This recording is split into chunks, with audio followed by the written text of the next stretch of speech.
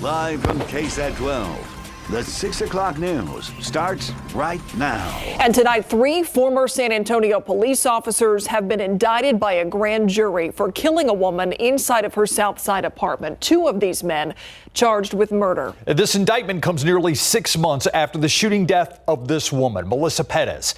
She was experiencing a mental health crisis when it happened, and body cam video, certainly a key piece of evidence in this case.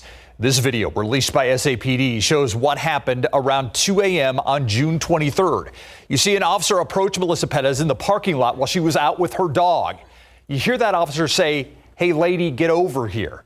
The officers then followed her back to her apartment. Later, an officer hops over the railing of her first-floor patio. He then tears a screen off of the open window.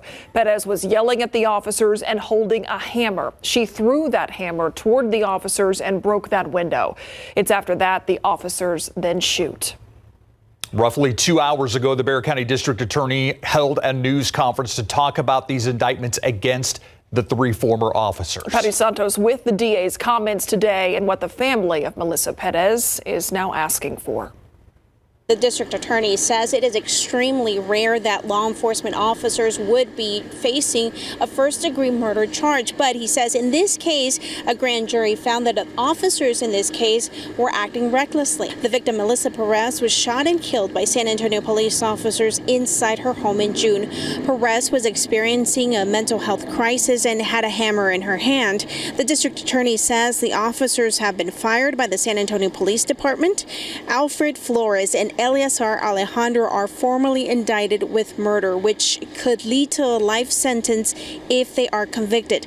Nathaniel Villalobos is facing an indictment of assault with a deadly weapon. Now, the district attorney's office says when members of law enforcement do not act within the law, they must be held accountable. If you break the law, we're going to hold you to account. The other message is that what is kind of an overriding theme in this case, and I think you've heard a little about it, is mental health. Mental health is a serious issue in our community. We ought to all be able to recognize it as quick as possible. We spoke with the attorney for Melissa Perez's family. They tell us they want the city and the police department to take responsibility for what happened and also make policy changes that could prevent this from happening to anyone else. Patty Santos, KSAT 12 News. Now, shortly before 5 p.m. today, we received a statement from the San Antonio Police Officers Association saying, quote, "Today, 3 San Antonio police officers involved in the death of Melissa Perez were formally indicted following a thorough 6-month investigation. We anticipate a comprehensive and fair judicial trial process," end quote.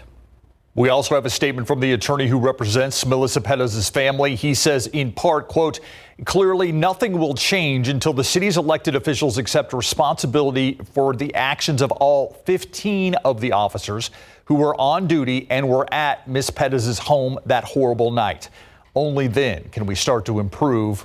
Only then can we start to heal," end quote.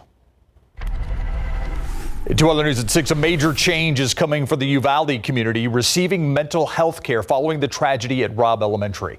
We first told you about this last night on the Night Beat. The county commissioners there voted not to renew the Ecumenical Center's contract to run the Uvalde Together Resiliency Center. This came at the recommendation of the Uvalde County District Attorney.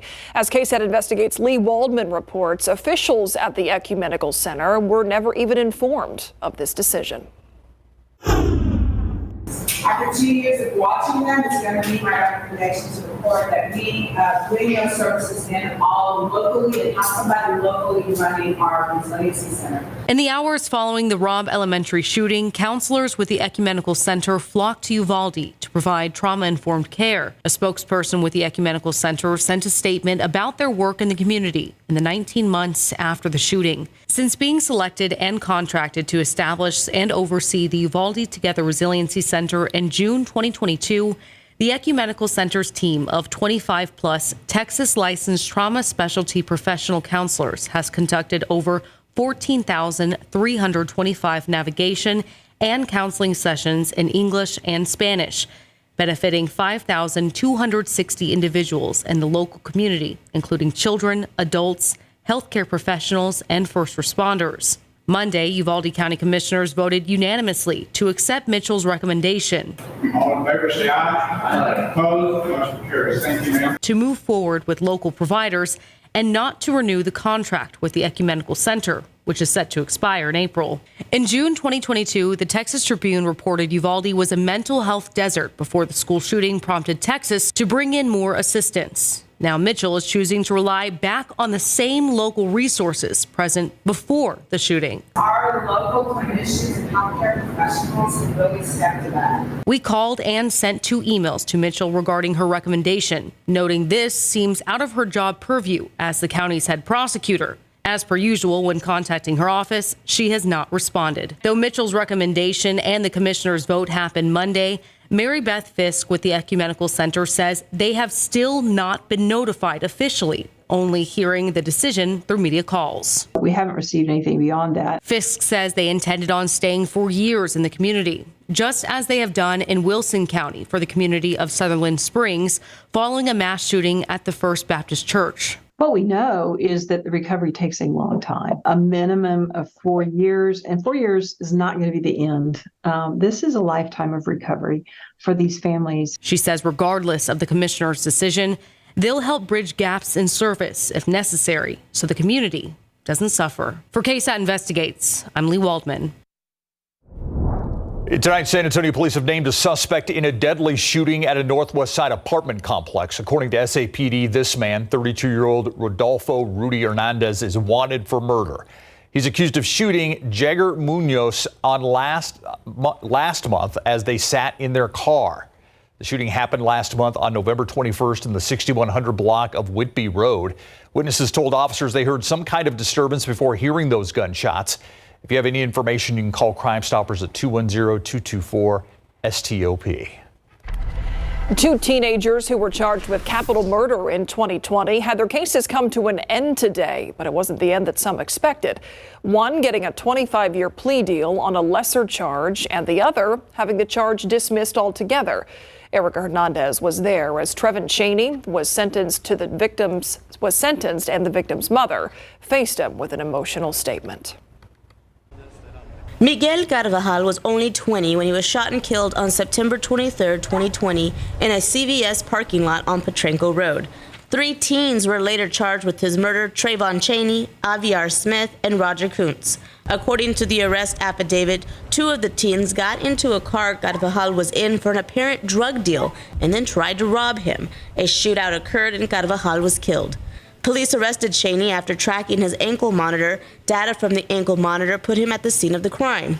Chaney was expected to go to trial on December 6th, but pleaded out to the lesser charge of aggravated robbery. Today in court, he was officially sentenced. I'm going to find you guilty. I'm going to follow the agreement that you and your attorney made with the state of Texas. I am going to assess punishment at 25 years. After that sentence was handed down, the victim's family then faced Chaney for the first time for victim impact statements. And y'all took a life, and the 25 years you got does not justify that. I hope that you sit every day in that cell and think about what you did, because you shattered our family by taking my oldest son from me. As for the other 2 defendants, in September, Aviar Smith was given a 35-year plea deal on the lesser charge of murder. Roger Kuntz's capital murder charge was dismissed today. Erica Hernandez, KSAT 12 News. A Bexar County judge pulled a defense attorney off a child neglect case she says he failed to properly prepare for. The court-appointed attorney, Paul Smith, he defended 36-year-old Jennifer Delgado in that trial. She's accused of starving her daughter, who police say weighed only 19 pounds when she was 6 years old. Earlier this week, the judge declared a mistrial because the attorney claimed the state didn't give him the right victim's medical records or any records. Today, the judge said that claim was not true. You did tell this court, I wrote it down, you'd rather fall on your sword than have an innocent person go to jail. The judge also says the court gave Smith money to find witnesses. A source tells us that money was untouched. Delgado is to be retried next year with a new attorney representing her. Those popular water bead toys may be labeled non-toxic, but some new testing says otherwise. Water beads are super absorbent. If a child swallows them, the beads grow and grow inside the body. They get larger when they're in water. That can be life-threatening. Now the new testing by the Consumer Product Safety Commission and Consumer Reports finds chemicals in some that can be toxic to the brain. It's something that Ashley Hogan has been saying for years after her daughter Kipley swallowed some of her big sister's beads. In Kipley's situation, it caused something called toxic brain encephalopathy. And that is essentially a brain injury that is caused by chemical exposure. For her, it's meant that she's needed some extra help when it comes to school, and she needed a lot of therapy when she was younger. Hogan has been working to get water beads out of toy aisles. She's pleased that Amazon, Walmart, and Target have all said they will stop selling those water beads as toys. The leader of CPS Energy says they are ready for winter. The utility told the media today its plants have been prepared for the cold, and it can generate more power than it expects it will need to. Nothing is for certain, though. The statewide grids operator, ERCOT, has estimated there could be up to a 17% chance it has to order rolling outages in January and up to a 15% chance in February. Those estimates, though, are based on a severe winter storm event happening during the day and hour with the highest energy demand. In any case, CPS Energy CEO says all he can do is focus on what's in his power. I think all operators across the state of Texas have heard loud and clear that, we've got a job to do to ensure reliability, and all we can do here in San Antonio is ensure our plants are ready. Now, if rolling outages do happen, CPS officials tell us they should be more regular and manageable than what many saw during the 2021 February freeze. We have not forgotten, huh? No. Look outside with live cam. Okay, so when could we get some colder weather? I know first, Adam, we got to talk about some more drizzle.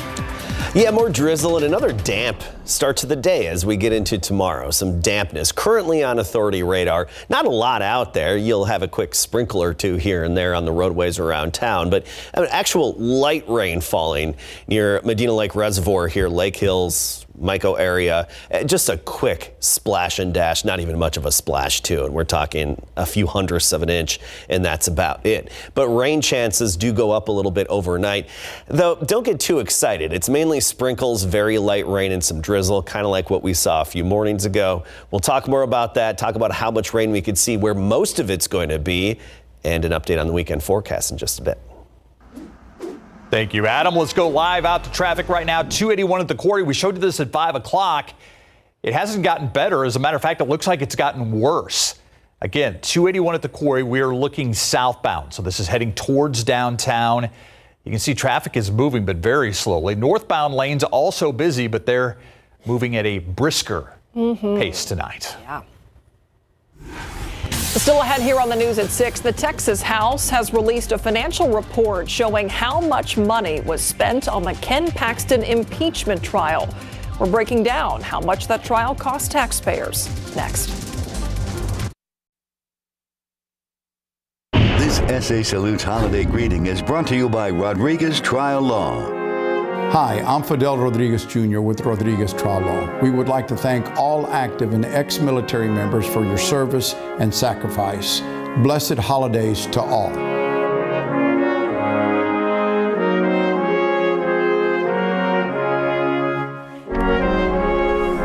Can I ask you about your recent health inspection? It was a failing score, and it's the second one in a row. Tim Gerber drops by a local restaurant that has failed its health inspection twice in the span of 2 months. What they had to say about their poor performance. Behind the kitchen door, this and more on the Night Beat tonight at 10. A new financial report reveals just how much money the Ken Paxton impeachment trial cost.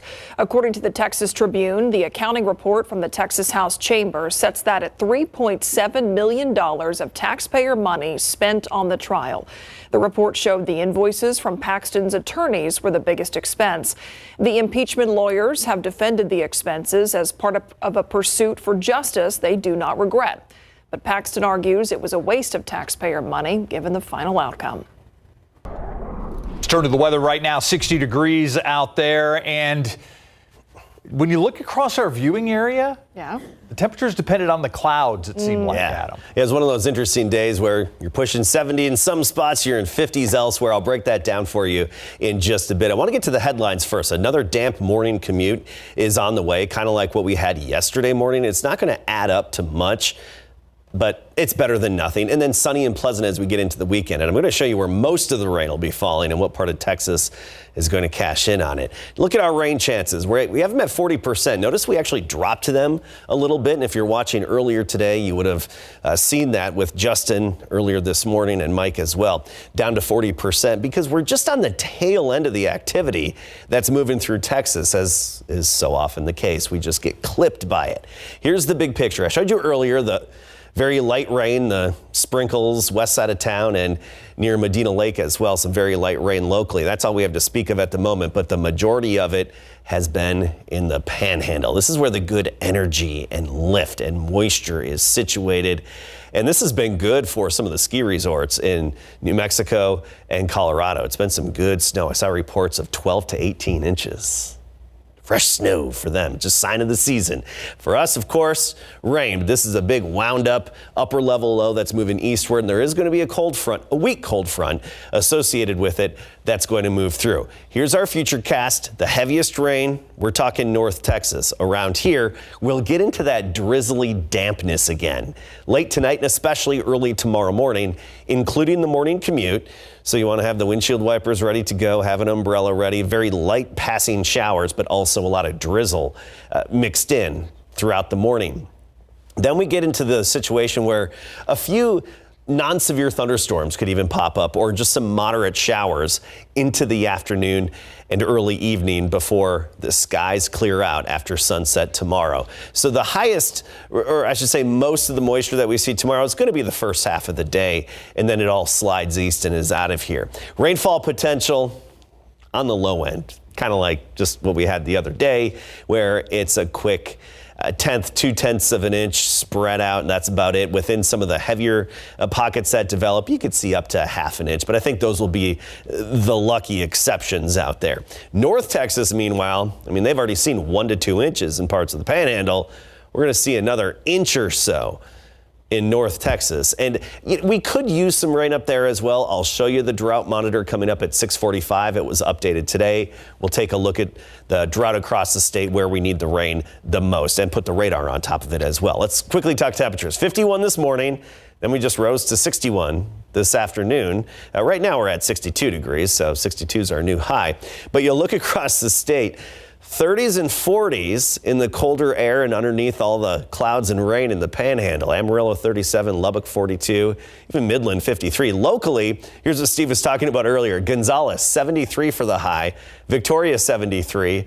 Meanwhile, 58 for the high temperature in Del Rio, where the thick clouds really were stubborn throughout the day, and you really didn't get much sunlight through those clouds to warm you up. 55 in the morning tomorrow with the dampness. 64 in the afternoon. Rain chances fall off a bit later in the day, and by sunset, they're pretty much gone. Most of it's out of here, if not all of it. 60s tomorrow, and get used to the 60s. That's where we'll be this weekend. Mid-60s on Saturday, but it's going to be a bit breezy, and then a cool start to your Sunday at 39. But a beautiful afternoon at 68. Overall, some comfortable, nice weather coming our way. All right, sounds good. Thanks, Adam. All right, remember a few years ago when the NBA experts were saying it's no longer a big man's league? Right. Victor Wembanyama and Anthony Davis would like a word. Exactly, because they proved that big men are still very valuable in the NBA. Of course, a lot of those bigs shoot from outside nowadays, but they can definitely play down low. Wemby and Davis put on a show last night. And hey, how about this? Nalissa Smith is overseas playing pro basketball, but that's not stopping her from giving away shoes to kids. We got it coming up.